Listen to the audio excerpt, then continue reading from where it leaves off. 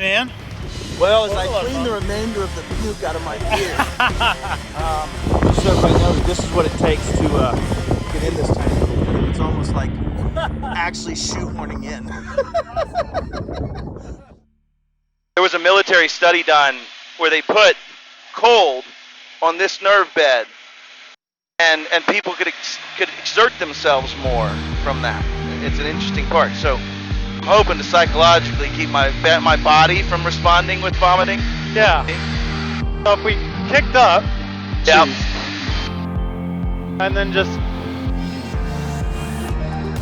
Drop her over the top here and go backwards and sideways and then down. Yep. That's awesome, man. not really proper, like aerobatic form here. No, but it's proper sweat extraction form. Can you give me a break for a sec? I can give you a break. You're sweating up a storm over here. I'm telling you, dude, the jacket was not a good move. What is your altitude? What's your altitude ceiling? Like 20,000. Oh, higher than we can breathe. Gotcha. Yeah, exactly. Okay. Yeah. Pulse oximeter would be a problem. I'm gonna drop under these clouds. I would say, I mean, you can touch the cloud if you just you're wanting to kiss the cloud. I'm gonna kiss this cloud right in the face. Then go for it. Oh wow. Okay, so the densities of the cloud and the vapor cause different lift on different wings. Yeah, that's right. Interesting. Really interesting. Let's drop under this cloud layer a little bit. There we go. That's awesome. So let's turn to the right. Give me a 90-degree turn to the right. Let's get a little closer to the airport. All right. That's a spirited turn. I try. You're feeling good? Yeah. Well, I mean, my body has started to recover from the initial physiological response. Yes. Good. I mean, I figured this would be a fun play. We could make you throw up if that's You what could the do that. audience Yeah, wants we to were see. close enough. Like we were in the 70% range, I think. Do you want to do any? I wouldn't mind doing anything another else, hammerhead. or- Another hammerhead? Okay. Yeah, you got it in you. We'll see if we can make me puke. Definitely. In altitude, and this is Hammerhead. part of what your coach taught you. Yeah, Correct? exactly.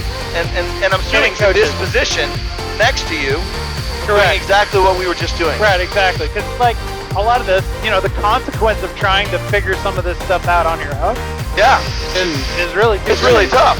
And the same thing goes for our clients, right? Yeah. When you think about what we do, we guide, we sit in this chair, we sit waitlist as that client's trying to figure it out, use their technology, and all for the purpose of them just simply making profit, right? Just simply doing what you want to do in your world, what I want to do in my world, and that is profit, grow a business, support other families, protect people, and just all continue to make this life so that we can do this, Exactly. right? Have blood sucked from our brain down to our body in the bottom. That's exactly it. We're getting into a fast spin. And then Here we go, you're trying boys. to catch up. Well, it's the inner ear, it's the body. We're getting close, So, yeah. It's awesome, man. But the fun of it's still there, right? Even in that moment when there's the physiological response. Has any passenger that did throw up, have they said they didn't have fun? No, I haven't heard that. Yeah. And I think it's practice too, Okay. and kind of drawing those parallels to cyber and IT, tech and- cybersecurity yeah. leadership, right? Yep. You practice this over and over, and like there's muscle, like there's mind muscle that occurs to get you through it without panicking. And I think like with acro and flying, that's the beauty of this is you don't panic when you've done this over and over. Yeah. So if you accidentally get yourself into a bad situation, then you're not likely going to panic, and you can pull yourself out of it because you've Yeah. been there intentionally before. Yeah. And the corollary too of that, like it gets easier and you get more used to it kind of part, that's business too. Look back at 10 years ago when you were first starting your technology practice. A lot of stuff was really hard that is quite normal to you now. Yeah. Right? Yeah. Cheese. Cheese. Cheese. grassy trees, cheese, and then cheese, cheese. cheese. What do you enjoy the most about this? And this is outside of the technology, but is it the shift from G-load, side G, G0? Like, is it that fun? Is that what's fun Yeah, to you? kind of like a roller coaster, and like there is a precision to it. Yeah? There's certain moves that require more precision. Like Sure. if I was to do a barrel roll, then Yeah. it takes some coordinated rudder. Right? So we'll do one of those. So we're kind of doing a corkscrew. Okay. And it's a little bit tougher. Cheese, Okay. cheese, cheese, What's much tougher about do it? it? The extra pieces of coordination? cheese, Yeah, the Cheese. corkscrewing. cheese, Yeah. cheese. So My we did about mustache 4.5 is sweating, Gs. so, Oh, your you know. mustache is sweating. And then like a hesitation roll and slow roll, I'm not nearly as good at that, but that is. Touch a little cloud here. And if you can coordinate bringing that same precision to technology, what happens? Then beautiful things, right? Yeah. Ticket goes, load goes down, your interruptions to productivity fades, you're controlling your risk, and creating reduction of attack surfaces. Yep. Reducing risk of attack, data Yeah. loss, Yeah. productivity impact, all of those things. It's that precision, that awareness, following process, following standards. So many parallels here to aviation. Could you maintain that precision if the standards weren't the same? If throttle wasn't throttle, if prop wasn't prop, if mix wasn't mix, could you maintain that precision? No, of course not. Like And- you mix too many variables in, then it results in chaos. And yet we do that every day in technology leading up to days, right? Like our customers buy this, or I'm going to slap this system in, and I think there's just a gap in a lot of those standards of what is acceptable, what's okay. And it really takes having a professional that lives in this world to answer some of those things, right? It goes back to why do you do what you do for your customer? And I think it's that because we can bring that knowledge, we can bring those standards, we can reduce those things. And you said at the very beginning, we can pull those levers, right? And we can help aid their business. And I think as technology gets more streamlined, you're seeing companies in tech and in cyber lean more into business enablement and what they can do from a business enablement perspective and working inside the business and being an asset to the business goals, and less about the nerdy speeds and feeds and the nerdy bits, right? Yeah. You know, our industry has been a very arrogant industry around that with, we'll let the smart guy or gal handle it. With your clients and partners, you find you have a high degree of participation from them in this process of getting them where they need to be, getting them with the tech they need to be in. Are you getting that participation? It's very mixed, Matt. Like, the best clients and the best outcomes are absolutely attributed to building this partnership between clients and it not being adversarial, but it being, I'm going to trust you, and you're going to explain to me the why. Yep. I'm not just going to blindly follow what DKB says and our directives, but it is going, hey, I really want to lean in and I want to understand why you're recommending this for me. Yeah. And then let's invest in this, and let's work together to make great outcomes. Man, those are the best clients, and they have maturity scores that move upward the fastest. Yep. And they're the most successful. They absolutely are, because they understand that partnership between IT and cybersecurity and their own business. Yep. And maybe they don't really understand it, but I think this is an interesting tap-in. A buddy of mine, Brian, asked me, Matt, which one's better, trust or faith for a business? Which one's better, trust or faith? And I'd put that same question to you. You're building trust as you continue to succeed and drive success in your client partners and things like that. But what's better, trust or faith? Wow, that is Right? a tough question, right? I only asked you a hard one to see if I could keep you from dropping into another spin. Yeah. I think it's evidence-based trust, really. It's looking at the evidence and going, look, it's certainly not about blind faith. Right. Like this plane, I gotta trust my instruments, Yeah. but also gonna trust all of the inputs that are around me. I bring all of that evidence together, and that's what's gonna build the story. That's That's how we proceed in cybersecurity. Is we look at what our tools are indicating, we look at our best practices, we talk with our clients, and how is this experience? How is the safeguard, the control? How's it impacting your business and your people, your users? It's getting all of that input together, and then making great decisions based on the evidence. 100%, man. I think that's the point. Is we should be that lever mover, that helping our partners that are our clients know what's the next thing, but also asking, how's this impacting you? Have we made your business worse for what we're doing? I tell people all the time, you can spend $1 million protecting $1, and at the same time you can also put so many stops in place that you can't grow your business from security. So it's that balance, right? It's that fine-tuning and trimming of it. So I think I've done okay. You've done well. Yeah. So I love we'll physiological here. experiments. You know what I mean? When you're like, why is my body behaving this way? Yeah. Not what my brain says for it to do.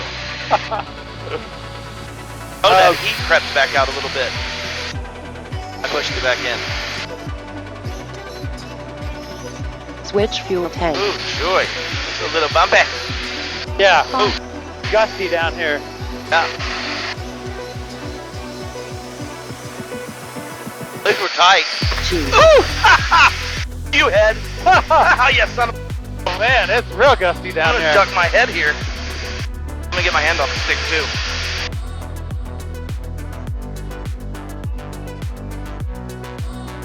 I will say what's interesting is even outside of maneuvers, there's a certain nausea building at all times, if that makes sense. Like not before the flights. You even go tongue out when you get super. You know that? You gotta look back at the camera. I do. Well, when I play the guitar, right? I play electric guitar for my church. Yeah.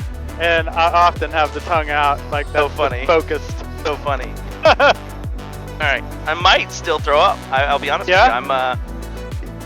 I would just hang on to that, have it Yeah. in your hand, because it will sneak up on you. Well, I hope to hold it. And besides, we already told you I'm gonna spray it all over your cabin. So, Right, that's nice of you. well, you know, I'm a giver. You know. Just got done making me get to about 80% of puke level, but not 100% of puke level. So I think we have successfully made it through this part of the adventure. It's time to fuel up and keep our parachutes on, and then head up to Wichita. Okay, Ready? let's go, buddy. Let's go.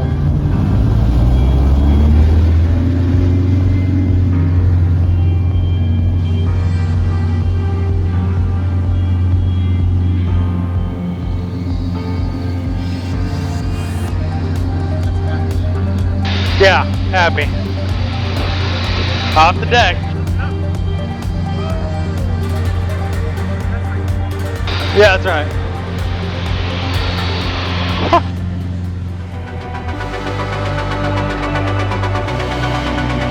I think that, like, having a better business acumen, I mean, just running the financials of the business and understanding like the complexity of business, really being an entrepreneur, I think as you get wiser in that and get to be a CEO of a larger, more complex company, then it does give you a certain skill on managing risk and understanding what makes sense to invest in the context of cybersecurity. It's like, how secure is secure enough?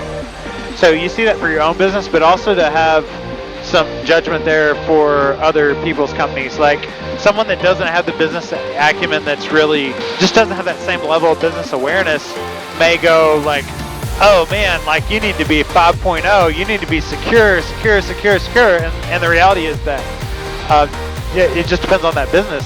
And then also understanding just the risks associated with how their systems are architected, right? If you've got that cloud, a strong cloud posture, maybe I can step back and I can not have near as many controls because things don't matter as much because my crown jewels are stored somewhere else. Going back to where business and real business acumen and skills in business fits into cybersecurity, it's how you architect and the IT piece, right? You think about those things. You think about scalability. You think about this time to fail, and to be able to pivot, and just the number of controls, right? The number of controls, the number of safeguards, it's different. If it's a much more simpler architecture, you don't have as many moving pieces, and so it's much more predictable. You can secure it more easily. Just like cybersecurity and technology, sometimes it's bringing lots of pieces of data together in one place. In this case, it's just a knee. But ultimately, it's getting all of the data points together in one place so that you can have a clear picture in front of you. And that's what Keith's doing right now, right? And as we wrap up this episode of Beard Banter and start to head down, we've got Keith working his butt off to get ready for some Wichita airspace. Getting ready here.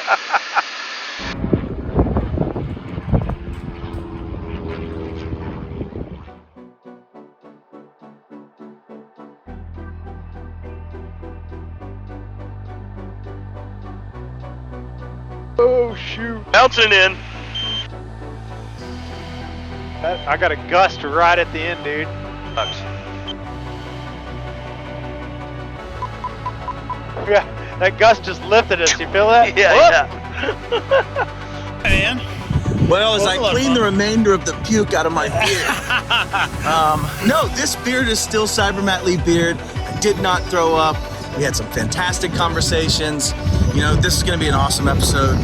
Thanks for having me, man. Yeah, It was man. awesome. This is good stuff. Anytime you want to bang my head off the glass again, I'm in. Yeah, you bet. It's good. You bet. It wasn't even intentional. No, the wind did it to us. That's right. Unfortunately. That's right. So, see y'all later. Let's call this a wrap of InFlight and Beard Banner. See ya.